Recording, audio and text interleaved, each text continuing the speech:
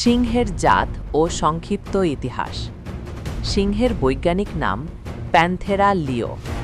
বর্তমান প্রধান দুটি জাত: ১. আফ্রিকান সিংহ প্যান্থেরা লিও লিও, আফ্রিকার বিভিন্ন দেশে পাওয়া যায়। ২. এশীয় সিংহ প্যান্থেরা লিও পার্সিকা, বর্তমানে শুধু ভারতের গির অরণ্যে পাওয়া যায়। ইতিহাস: প্রাচীন সময়ে সিংহ আফ্রিকা, ইউরোপ ও এশিয়ার অনেক অঞ্চলে বাস করত। মানুষের শিকার ও পরিবেশ পরিবর্তনের কারণে অনেক সিংহ বিলুপ্ত হয়ে যায়। তাই এখন পৃথিবীতে মূলত দুটি জাতের সিংহই টিকে আছে।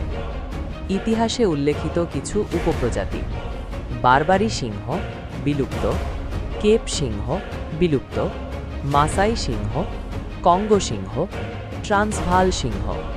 সংক্ষেপে, একসময় অনেক ধরনের সিংহ ছিল, কিন্তু বর্তমানে মূলত দুটি প্রধান জাতি পৃথিবীতে টিকে আছে।